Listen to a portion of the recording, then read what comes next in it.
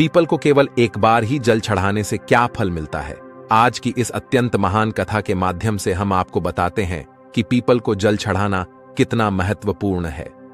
दोस्तों, एक बार देवर्षि नारद नारायण का जाप करते हुए वैकुंठ लोक में पधारते हैं। वैकुंठ में भगवान विष्णु अत्यंत शोभनीय सुवर्ण तथा रत्नों से जड़ित सिंहासन पर बैठे हुए होते हैं।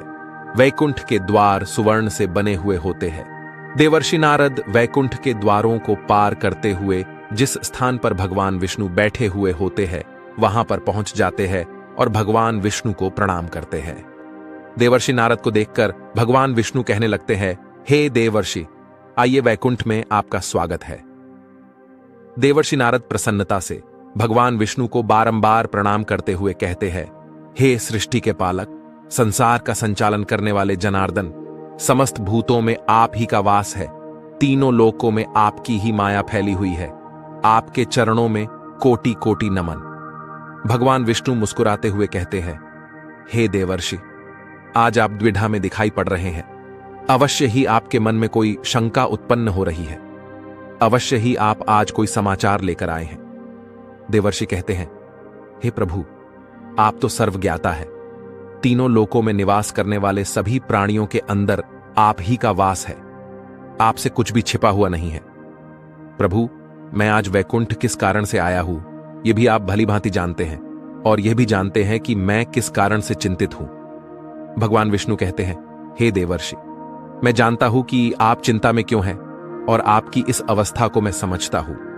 आज आप जिस शंका को दूर करने के लिए आए हैं वह समस्त मानव जाति के कल्याण के लिए ही है। इसीलिए आप निसंकोच होकर पूछिए। फिर देवर्षि नारद कहने लगते हैं, हे प्रभु, मैंने आज कुछ मनुष्यों को पीपल का वृक्ष तोड़ते हुए देखा है। वह वृक्ष बहुत पीड़ा में था और मनुष्य बिना सोचे समझे ही पीपल के वृक्ष को तोड़ रहे थे। हे प्रभु, पीपल में तो आप ही का वास है। आप ही ने कहा है कि वृक्षों में आप अश्वत्थ हैं, तो फिर मनुष्य ऐसा पाप क्यों करते हैं? मैं यह भी जानना चाहता हूं कि पीपल के वृक्ष को जल देने से मनुष्य को कौन सा फल मिलता है।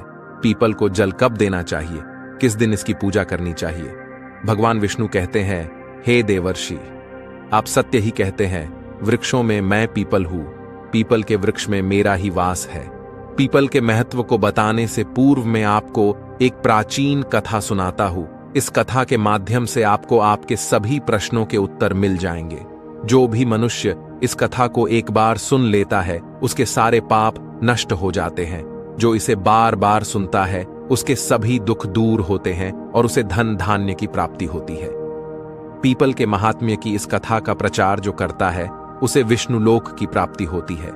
देवर्षि कहते हैं, हे प्रभु, इस कथा को सुनने की मेरी तीव्र इच्छा हो रही है। आप जल्दी से इस महान कथा को मुझे सुनाइए। मैं इसे ध्यान से पूरा सुनता हूं और इसका तीनों लोकों में प्रचार करता हूं। श्री हरि कहते हैं, हे देवर्षि, प्राचीन काल में एक अत्यंत शोभायमान नगरी थी जिसका नाम नंदीग्राम था। उस नगरी में पुष्कर नाम के एक श्रेष्ठ ब्राह्मण रहा करते थे। वे सदैव ही धर्म के अनुष्ठान में लगे रहने वाले सभी पशु पक्षियों की सेवा करने वाले थे। उनके आश्रम में एक प्राचीन पीपल का वृक्ष था जिसकी वह ब्राह्मण नित्य पूजा किया करता था। नित्य उस पीपल के वृक्ष को जल दिया करता था। वह एकादशी का व्रत करके पीपल को जल देकर उसकी प्रदक्षिणा करता था। बाहर जाते समय वह रोज पीपल को नमस्कार किया करता था। इस प्रकार से उस ब्राह्मण ने उस पीपल के वृक्ष की पूजा करके बहुत सारा पुण्य अर्जित कर लिया था। फिर एक दिन एक भयानक राक्षस भोजन की तलाश में उस पुष्कर ब्राह्मण के आश्रम पर आता है और इधर उधर देखने लगता है। तभी वह ब्राह्मण कुटिया से बाहर आकर देखता है तो एक भीमकाय राक्षस वहां पर खड़ा हुआ है। जैसे ही वह राक्षस उस ब्राह्मण को देखता है तो कहने लगता है, अरे वाह, आज तो बहुत ही सुंदर ताजा ताजा मांस खाने को मिलेगा। यह ब्राह्मण तो बहुत ही जवान, सुंदर और गुणवान दिखाई पड़ रहा है। अभी मैं इसी को चबा डालता हूं।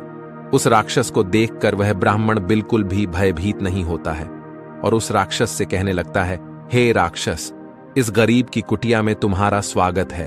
तुम बहुत भूखे दिखाई दे रहे हो। कहो, तुम्हें भोजन में क्या दूं? ब्राह्मण के इस प्रकार के वचन सुनकर वह राक्षस आश्चर्य में पड़ जाता है और सोचने लगता है, बड़े आश्चर्य की बात है, ये ब्राह्मण मुझसे जरा सा भी भयभीत नहीं है। ये अवश्य कोई बड़ा तपस्वी दिखाई पड़ रहा है। तब वह राक्षस कहने लगता है, हे महात्मा, आप कौन हैं और इस वन में क्यों रह रहे हैं? आपको मुझे देखकर बिल्कुल भी डर नहीं लगा। तब वह ब्राह्मण कहते हैं, हे राक्षस, मैं भगवान विष्णु का भक्त हूं। मुझे इस संसार में किसी भी चीज का कोई भय नहीं है।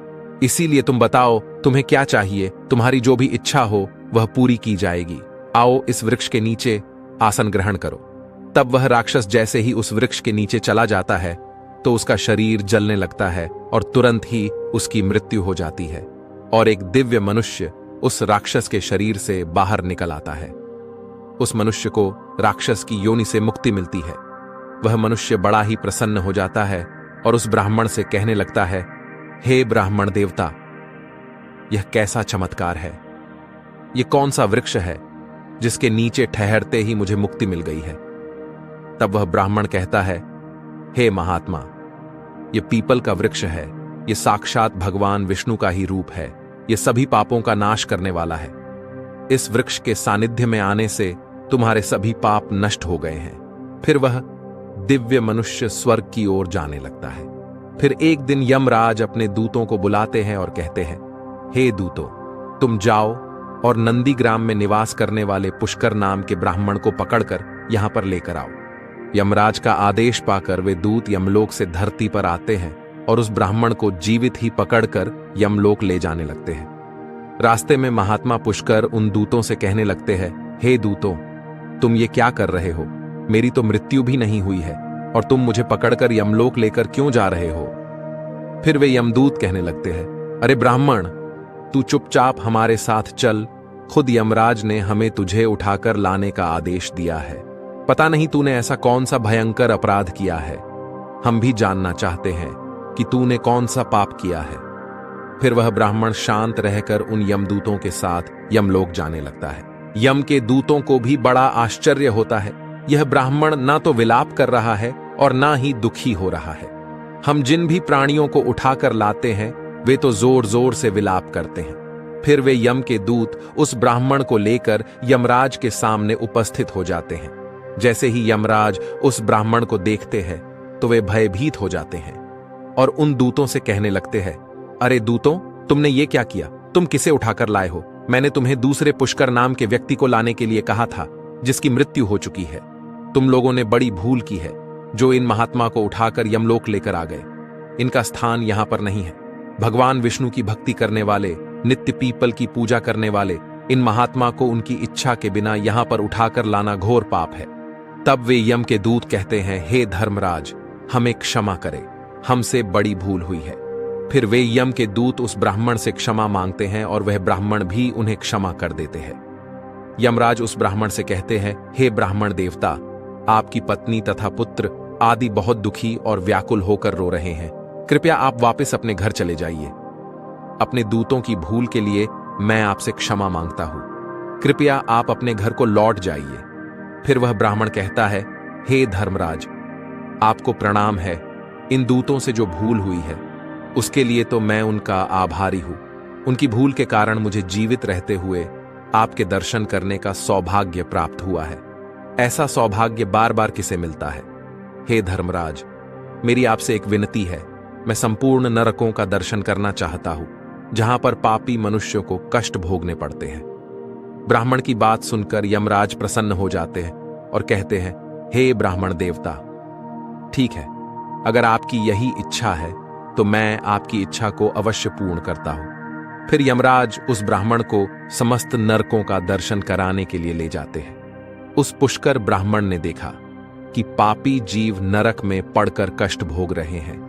कोई शूली पर चढ़े हैं, कुछ प्राणियों को हिंस्र पशु खा रहे हैं, कोई तपी हुई बालू पर चल रहे हैं और विलाप कर रहे हैं, कुछ पापियों को कीड़े खा रहे हैं तो कुछ पापियों को उबलते हुए तेल के घड़े में पकाया जा रहा है, कुछ पापियों को यम के भयंकर दूत पीड़ा दे रहे हैं, अस्त्रों से उन पर प्रहार कर रहे हैं, कुछ पापी जमाने वाले अत्यंत शीत नरक में पीड़ा सहन कर रहे हैं, तो कुछ जलती हुई भयंकर अग्नि में गिरकर जोर जोर से विलाप कर रहे हैं। उन आत्माओं को दुख और यातनाएं भोगते हुए देखकर उस पुष्कर ब्राह्मण को बड़ा दुख हुआ। वे उन कष्ट भोग रहे प्राणियों को कहने लगे, क्या आप लोगों ने पृथ्वी पर रहकर कोई भी पुण्य का काम नहीं किया, जिससे आप सभी को यहां नरक में आकर कष्ट भोगने पड़ रहे हैं? नरक में सजा भोग रहे उन प्राणियों ने कहा, हे विप्रवर, हम पापियों ने पृथ्वी पर कोई पुण्य नहीं किया था, इसी कारण से नरक में गिरकर सजा भुगत रहे हैं। हमने पराई स्त्रियों से संबंध बनाए, दूसरों के घर में चोरी की है, निष्पाप पशुओं की हत्या की है, दूसरों पर झूठे आरोप लगाए हैं, अतिथियों का अनादर किया है, व्यभिचार किया है। ऐसे अनेक पापों के कारण हम सभी नरक की अग्नि में दग्ध हो रहे हैं। हमने प्यासी गायों की बावली को तोड़ा है, दान धर्म करने वाले लोगों को लूटा है। हमने कभी व्रत अनुष्ठान नहीं किए, अपनी स्त्रियों का त्याग कर दिया।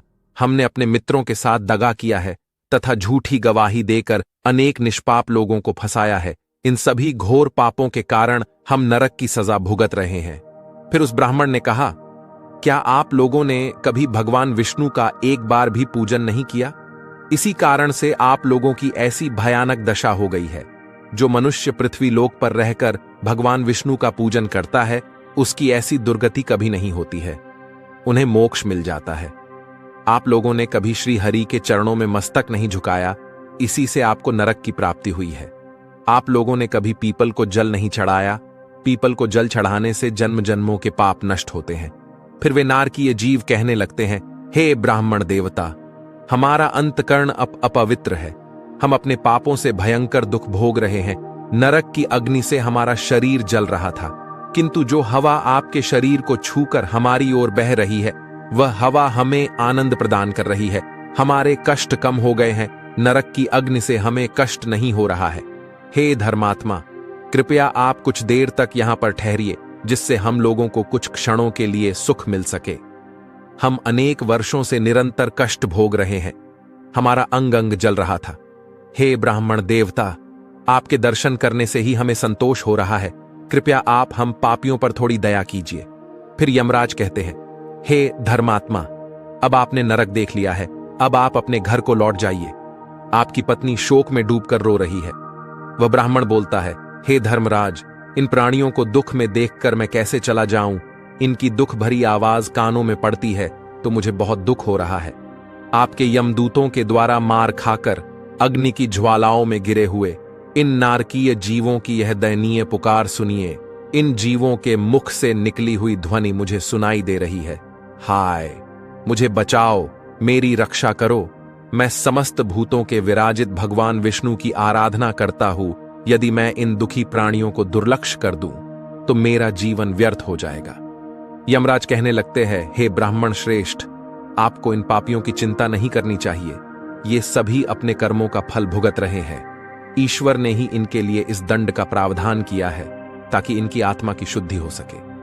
आप इनके लिए कुछ भी नहीं कर सकते, इन्हें नरक की सजा भुगतनी ही पड़ती है।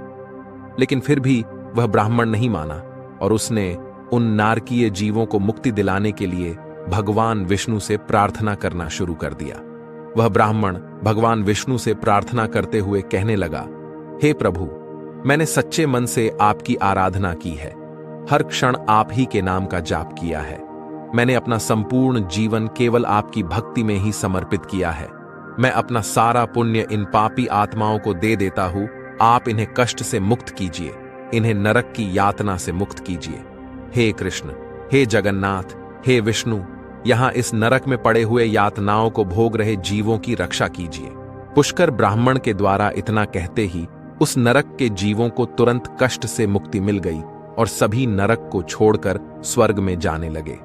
सभी नरक के जीव कहने लगे, हे ब्राह्मण, आपकी सदा जय हो, आपकी कृपा से हम पापियों को मुक्ति मिली है।